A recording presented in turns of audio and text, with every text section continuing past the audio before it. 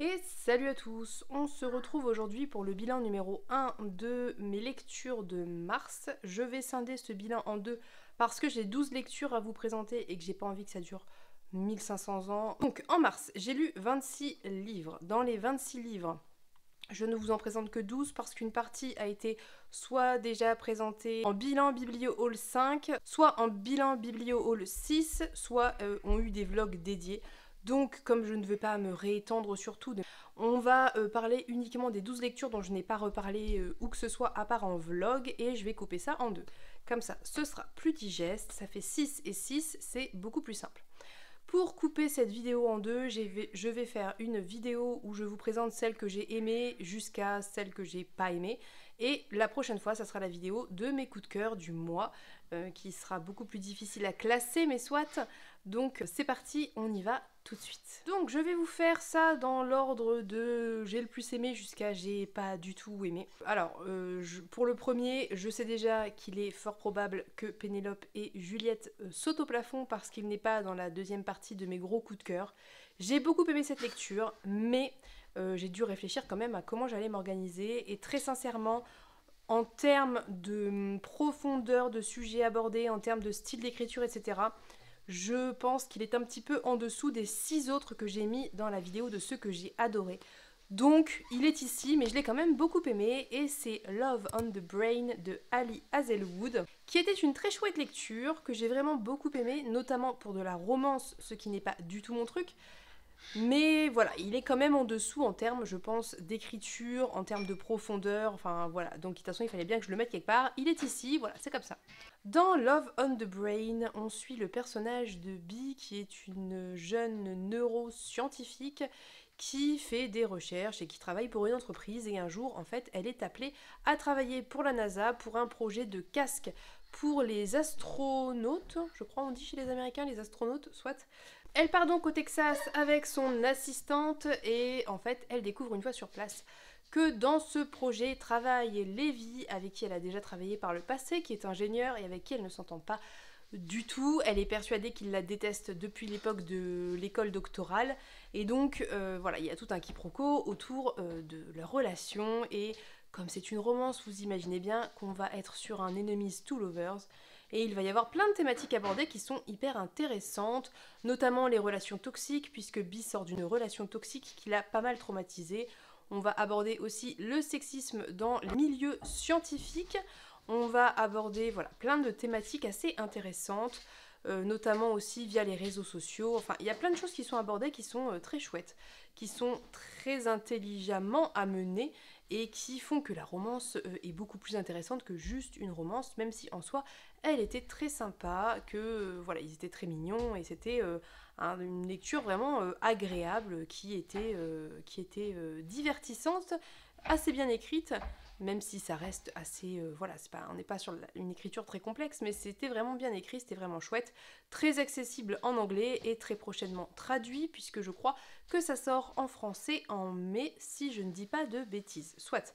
Donc je vais pas m'étendre 1500 ans, il y a un live Explora Livre dédié si jamais vous en voulez plus, mais sachez que j'ai beaucoup aimé. La deuxième lecture du mois de mars dont je vais vous parler, c'est L'épée, la famine et la peste d'Aurélie Wellenstein, que j'ai terminé tout à la fin du mois, puisque c'était aussi dans le cadre de l'Explora Livre, cette fois-ci du mois de mars, alors que Love on the Brain, je l'ai fini début mars, mais c'était la lecture de février. Donc c'est le VF, tout simplement. Dans L'épée, la famine et la peste, on suit 3 personnages principaux, à savoir Sullivan, qui est un espèce de vétéran des croisades, et qui est revenu sur ses terres natales, et qui erre un petit peu comme un, je ne sais pas comment on peut dire, voilà, comme un pauvre qui n'a plus rien, et qui se retrouve, on dirait, enfin en tout cas c'est ce qu'il dit, abandonné par l'Inquisition et tout ça. Donc voilà, il va pas très très bien, il se balade et il mange comme il peut, enfin voilà, c'est pas la grosse joie. On suit aussi en parallèle le personnage de Cillian, qui est un adolescent de 15 ans qui bégait en fait, et qui a toujours été rejeté, notamment à cause de ça et du fait qu'il a un caractère très introverti. Et dans son village, du coup, il a jamais eu trop d'amis, si ce n'est une jeune femme avec qui il a plus ou moins une relation amoureuse mignonne d'enfant, quoi, voilà. Et qui va se retrouver très rapidement à suivre Sullivan parce qu'il lui arrive quelque chose, et on suit enfin le personnage d'Erin, qui est une jeune femme qui a le même âge que Cillian, qui a 15 ans, et qui est accusée de sorcellerie et qui va être emmenée par l'Inquisition jusqu'à leur fief pour être ce qu'on fait aux sorcières, hein, torturées afin d'avouer, etc.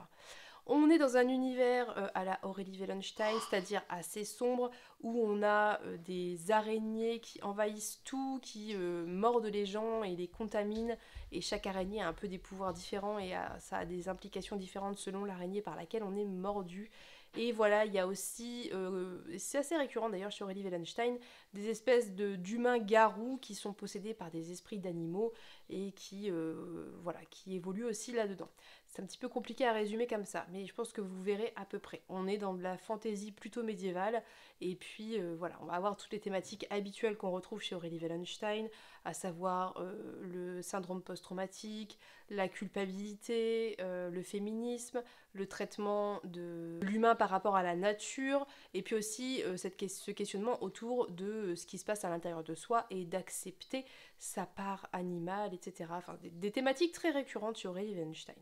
Ce livre-ci est plutôt dans cette catégorie parce que j'ai trouvé que ce premier tome sur 2, donc c'est une duologie, était, comment on peut dire, il n'était pas très sombre par rapport à ce qu'on a l'habitude chez Aurélie Wellenstein, et c'était un petit peu déstabilisant, d'autant qu'il y avait quand même une promesse d'un univers très très sombre, et que c'était pas tant le cas que ça, je trouve. Et j'ai trouvé aussi que, en fait, il se passait à la fois pas grand chose, il y avait une grande quête qui commençait et où les personnages devaient partir, etc., qui me faisait un petit peu penser au roi des fauves, mais il se passait quand même pas grand chose, et c'était surtout concentré sur la fin. Mais ouais, c'est ce qu'on avait dit avec les filles pendant le live Explore à Livre, c'est qu'il y avait des pics d'action et ensuite des moments où il se passait pas grand chose. Et à ça, j'ajouterais que je n'ai pas tellement accroché avec les personnages, que je n'ai pas beaucoup aimé.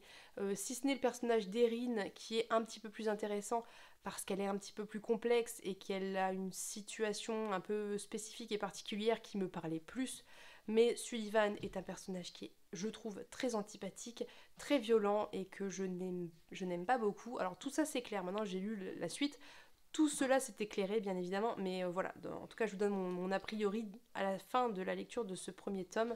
Quant à Cillian, malheureusement, c'est un personnage avec beaucoup de potentiel, mais je trouve qu'il est finalement assez réservé et peu exploité dans le volume 1. Donc, somme toute, j'avais quand même apprécié, j'avais quand même aimé, j'aime beaucoup l'écriture d'Aurélie Wellenstein qui est de qualité, mais malheureusement, j'ai trouvé que ça manquait un peu de quelque chose, de profondeur, d'approfondissement, Voilà, il y avait quelque chose qui n'y était pas et qui fait que c'était pas une très très bonne lecture, c'était une lecture, on va dire une introduction pour la suite, et j'ai bien fait de continuer parce que la suite était vraiment excellente, mais on en reparlera plus tard, une autre fois, c'est pas le lieu ici.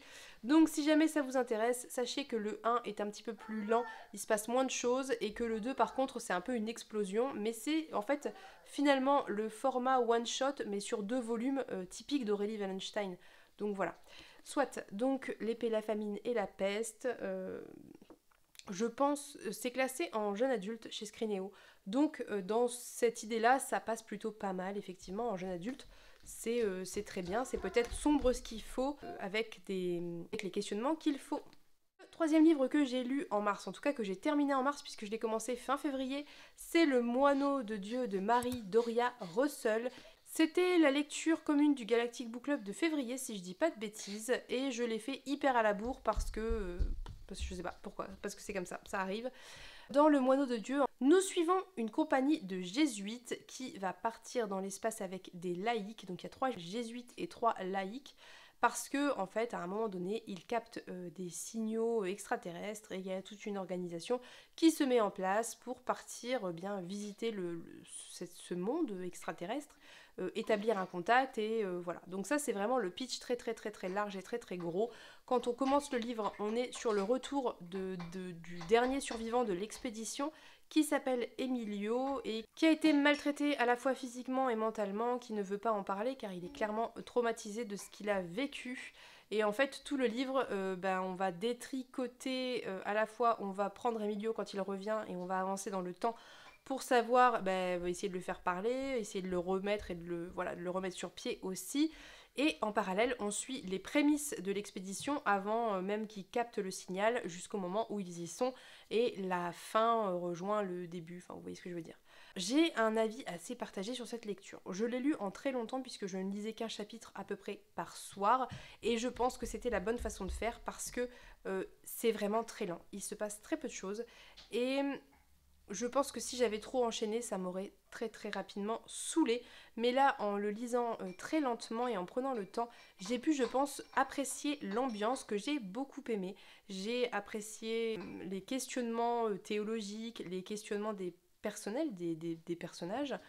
Mais j'admets, et surtout après en avoir parlé avec Marion, je suis assez d'accord avec elle, qu'il y a plein de choses problématiques dans ce livre. Alors ce livre, il a été écrit il y a 30 ans ou quelque chose comme ça. Il est plus tout jeune et ça se sent.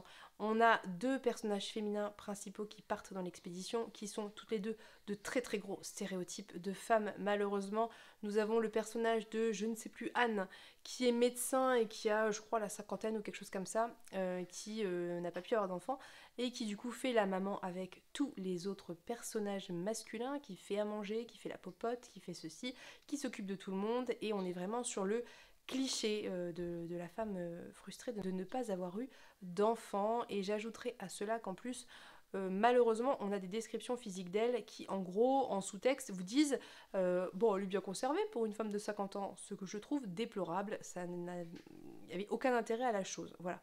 Donc c'est vrai que moi le personnage d'Anne, autant au début je l'ai trouvée assez attachante, au bout d'un moment c'était lourd. Le deuxième personnage, c'est le personnage de Sophia qui a un passé assez compliqué, qui bon, je vais pas rentrer dans les détails, mais en gros, elle aussi est extrêmement stéréotypée. C'est la fille très belle qu'on prend soit en expédition, parce que bon bah voilà, ça fera de la distraction en gros.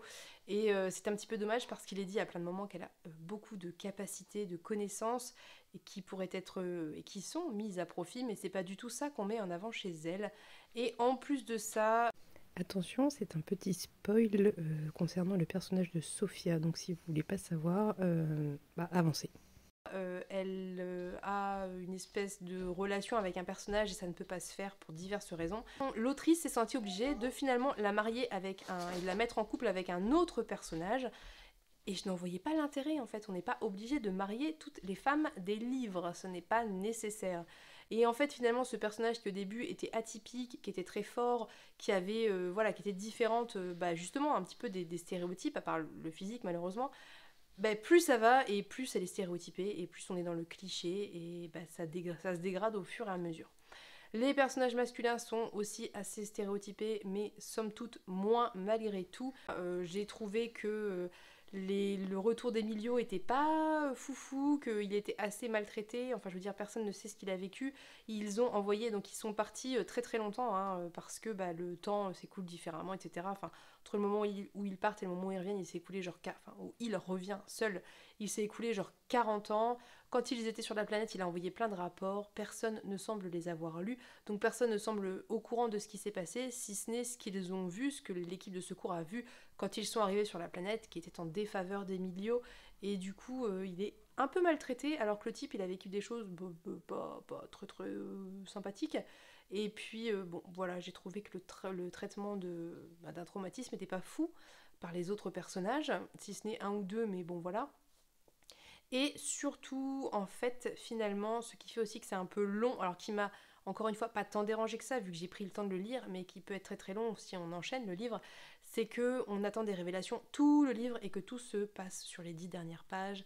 Et autant je comprends la cohérence de la chose, puisque Emilio refuse de parler, il est bloqué, et il le dit tout d'un coup, donc c'est cohérent par rapport au blocage d'Emilio, autant effectivement ça peut être un peu lassant d'attendre pour en fait voilà, les attentes au fur et à mesure qu'on attend que ça soit révélé monte, et du coup ça retombe un petit peu comme un soufflet parce que finalement il n'y avait rien de si surprenant que ça, je trouve. Enfin, j'ai pas été hyper étonnée, quoi. Donc voilà. Après, dans les points positifs, j'ai beaucoup aimé le développement des créatures qui vivent sur l'autre planète. J'ai trouvé qu'il y avait des choses intéressantes, il y avait des thématiques qui étaient abordées qui étaient intéressantes, des réflexions aussi. Mais oui, effectivement, je peux comprendre que ça ait été une déception. Moi, j'ai beaucoup aimé l'ambiance quand même, et j'ai beaucoup aimé les découvertes qu'on faisait sur l'autre planète, même si c'est vrai que c'est très très très très long. Il y a vraiment des passages qui sont étirés en longueur et qui durent en fait peu de temps dans les faits, et ensuite des grosses ellipses avec des grosses accélérations. Enfin, bon, le rythme était pas peut-être pas idéal, voilà. Bref, donc une lecture plutôt sympathique, mais effectivement, il faut être capable de s'investir sur un énorme pavé où il se passe pas grand-chose au final. Quatrième lecture de ce mois de mars, c'était L'une rêve, l'autre pas de Nancy Kress, que je mets ici parce que j'ai... En fait, vous voyez, avec le recul, ça me laisse relativement indifférente, en fait, je pense. Dans L'une rêve, l'autre pas, on suit le personnage de Leisha, qui est donc un bébé qui a été génétiquement modifié pour ne pas avoir besoin de sommeil, et que son père voulait très très fort, et qu'il a tout fait pour l'avoir. Et en fait, ce qui se passe, c'est qu'au moment où l'embryon génétiquement modifié est implanté, la mère simultanément tombe enceinte d'un enfant tout à fait normal, donc d'une autre petite fille. Et donc en fait, on va suivre principalement les chats, mais aussi un petit peu sa jumelle, qui elle est une dormeuse et qui est une enfant tout à fait normale. Et on va suivre à travers les chapitres bien, leur évolution, de avant leur naissance jusqu'à un certain moment de... Voilà, elles ont plus de la vingtaine. Et on va suivre en fait par à-coup un petit peu la vie de Leisha principalement. Et ça va poser évidemment plein de questions par rapport à plein de choses très intéressantes en soi, à savoir qu'est-ce qui se passe quand on modifie génétiquement des humains, est-ce qu'on crée une super élite, est-ce que c'est une bonne chose ou pas. Ça va poser des questions aussi de rejet du reste de la population, de jalousie, d'envie, de rejet quoi. Justifié ou pas justifié, en tout cas dans la manière de faire pas du tout acceptable. Ça va poser aussi des questions sur le rapport entre les non-dormeurs entre eux et par rapport aux autres. Ça va poser plein de questions que vous pouvez imaginer, c'est de la SF, ça a pour but, je pense, de faire réfléchir. Là où pour moi, il se retrouve à cette quatrième place dans ce classement, c'est que ça va très vite, hein, c'est très très court, on n'approfondit pas énormément et franchement, je ne me suis attachée à aucun personnage. J'ai été assez indifférente au sort de tous les personnages et autant les questions sociales sont intéressantes, autant elles sont si peu creusées au final que c'est soit vous faites votre cheminement, soit pas, mais voilà.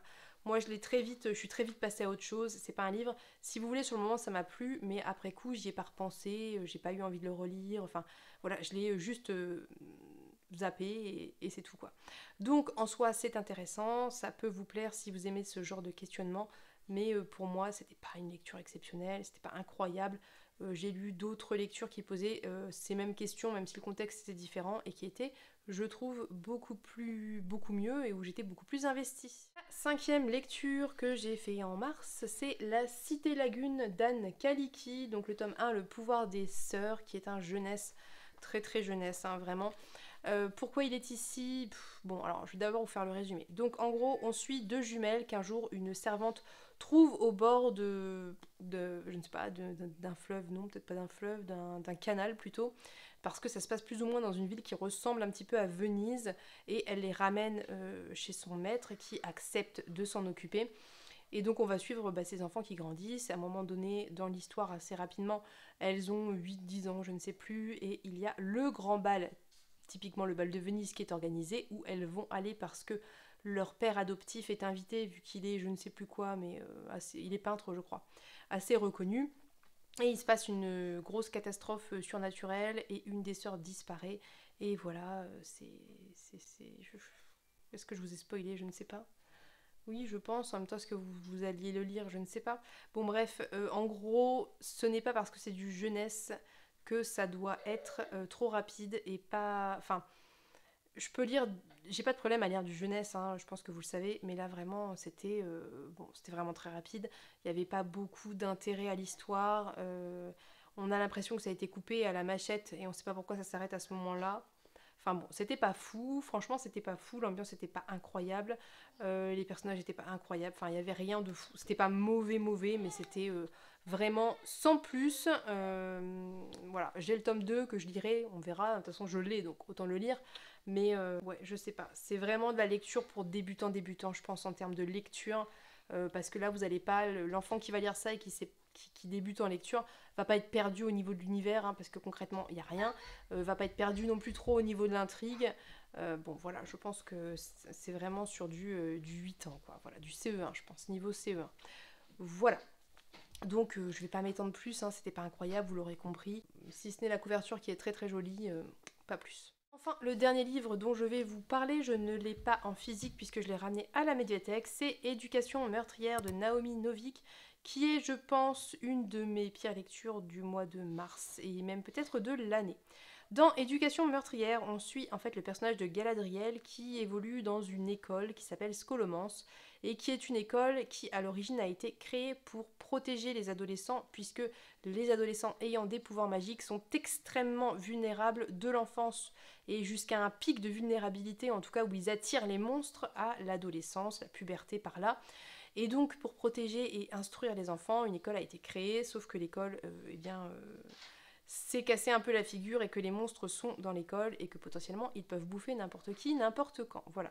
Donc on est sur un danger perpétuel pour les jeunes qui du coup se mettent en groupe pour se défendre. Il existe à l'extérieur de l'école des enclaves. En général les ados quand ils arrivent dans l'école, ils se connaissent déjà ou pas d'ailleurs des enclaves où sont leurs parents. Et donc soit on fait partie d'une enclave de naissance et du coup on s'en sort bien, soit on débarque de nulle part et on est dans le caca et on sert un peu de chair à canon. Donc Galadriel dans tout ça essaie de lier des alliances parce qu'elle est arrivée hors enclave toute seule.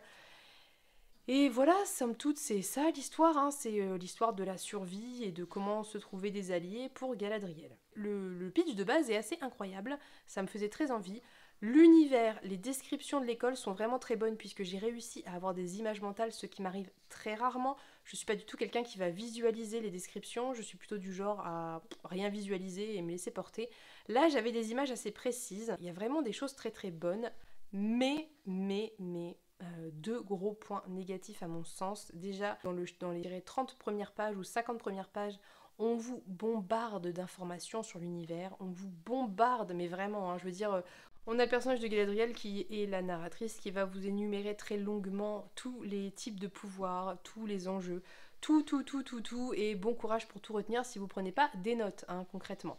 D'autant qu'à ça s'ajoute le fait que, et Juliette l'a dit très très bien dans son dernier bilan lecture, on a l'impression qu'il y a 1500 règles, mais elles sont pas du tout strictes, et du coup, on voit pas pourquoi on vous donne autant d'infos pour un truc qui est aussi souple et qui a finalement si peu de règles. Voilà, donc ça c'était un des gros problèmes, c'est que vraiment au début il faut s'accrocher, et c'est très pénible, et c'est long, et c'est laborieux. Et enfin, quand on sort de ces paragraphes et ces chapitres d'infodump à tout va, on retrouve un personnage qui est exécrable. Galadriel est l'un des personnages les plus pénibles qu'il m'ait été donné de lire, je pense, de tous les temps. Avec Malta notamment. Dans le cas de Galadriel, là où c'est très problématique pour moi, c'est qu'on ne comprend absolument pas pourquoi elle est aussi peste, aussi désagréable avec tout le monde. Typiquement, il y a un des héros, enfin le héros masculin qui n'arrête pas de lui sauver la vie et elle passe son temps à l'insulter et le rejeter alors que lui en fait il lui sauve juste la life et qu'on voit pas très bien comment elle aurait survécu pendant un an, je crois que ça fait un an qu'elle est là. S'il n'avait pas été là, hein, concrètement, elle serait crevée au moins 10 fois. Donc il y a vraiment des grosses contradictions aussi entre sa volonté de se trouver un groupe et des alliés, et en même temps le fait de rejeter constamment tout le monde, voilà. Donc Galadriel, elle est insupportable, elle ne fait que chouiner, elle ne fait que se plaindre, elle ne fait que parler mal aux gens de manière gratuite, elle... voilà, et en plus c'est typiquement ce genre de personnage, vous savez, qui passe son temps à être sauvé par le héros, mais qui d'un coup va avoir un pouvoir démesuré et faire tout péter et sauver tout le monde. Bref, pour moi, il y a vraiment des problèmes de construction, il y a vraiment des problèmes de... Enfin, c'est vraiment... Je pense peut-être si on est ado et qu'on lit ça, ça peut très bien passer, mais là vraiment pour moi c'était trop problématique. D'autant qu'il y avait un très gros décalage à mon sens entre l'univers qui était hyper bien fourni, l'ambiance qui était hyper bonne, et ça quoi, et ce personnage insupportable qu'on a envie de claquer et qu'on n'a pas envie de suivre, en tout cas que moi j'avais pas du tout envie de suivre. Et voilà, donc arrivé à, je dirais, 3/4, ça s'améliore, mais j'ai envie de dire il était temps. C'est limite un peu tard, hein, puisque Juliette a laissé tomber avant, ça c'est bon, elle n'en pouvait plus. Ce que je peux comprendre, moi je suis allée jusqu'au bout, mais très franchement, c'est pas passé loin de l'abandon, et ça arrive un petit peu tard, ses remords et voilà, son nouveau rapport aux gens. Mais soit, bon, je ne sais pas, donc peut-être, ça se termine sur un cliffhanger qui est pas ouf, franchement. Moi qui m'a enfin voilà, c'est pas le cliffhanger qui va me donner envie de lire la suite, mais comme c'est à ma médiathèque, que c'est gratuit, pourquoi pas peut-être essayer, peut-être que ça s'améliore, que ça devient meilleur, je ne sais pas. Donc à l'occasion, j'essaierai peut-être, ça se lit quand même assez vite, donc c'est pas non plus un gros investissement, mais très sincèrement, c'était vraiment une grosse déception. Je m'attendais à beaucoup mieux, d'autant que j'avais vu plein d'avis hyper positifs et que je pensais vraiment que ça allait être assez incroyable. Voilà, bon, c'était une déception. Ce qui est très dommage parce que, encore une fois, l'idée de base est géniale, l'univers est super, l'école est très sombre, enfin, elle respecte plein de caractéristiques de Dark Academia qui sont, que j'aime beaucoup, quoi. Mais c'est vraiment Galadriel qui gâche tout à 100% parce qu'elle est vraiment trop insupportable. Voilà. Moi je veux bien hein, les ados relous et tout, ça fait partie de l'adolescence, ok, admettons. Mais il y a un moment, il faut quand même qu'on comprenne pourquoi. Hein. C'est-à-dire que comme dit Juliette, et elle l'exprime très bien, et donc je reprends ses propos, par exemple dans le cas de Malta dans Les Aventuriers de la Mer, elle est insupportable, mais elle est faite pour l'être. C'est-à-dire qu'on sait qu'elle a été conçue, le personnage est fait pour être insupportable, pour être une ado horrible, odieuse, alors que Galadriel, a priori, elle est faite pour qu'on l'apprécie. Parce qu'il y a des choses qui vous laissent penser qu'elle est pas si méchante et que ceci et que cela. Donc du coup, c'est comme un coup d'épée dans l'eau, quoi. Ça veut dire qu'on vous donne un personnage que vous êtes censé apprécier et que vous détestez parce que c'est la pire des pestes. C'est assez bizarre et paradoxal. C'est tout pour les 6 livres qui sont de bonne à vraiment pas bonne lecture. Je vous tourne très prochainement mon top de mars où je vous présenterai mes 6 meilleures lectures. Alors oui et non parce que il y en a d'autres qui étaient excellentes mais dont j'ai parlé en biblio haul, etc. Donc on va dire les 6 meilleures dans les 12 qui restaient et dont je n'ai parlé nulle part. Voilà. J'espère que cette vidéo vous a plu, n'hésitez pas à me dire ce que vous en avez pensé, si vous avez lu certains de ces livres, ce que vous en avez pensé, et puis si éventuellement certains vous font envie. Voilà. Je vous souhaite une bonne journée, je vous souhaite plein de bonnes lectures, je vous fais plein de gros bisous, et je vous dis à bientôt pour une prochaine vidéo. Bye bye.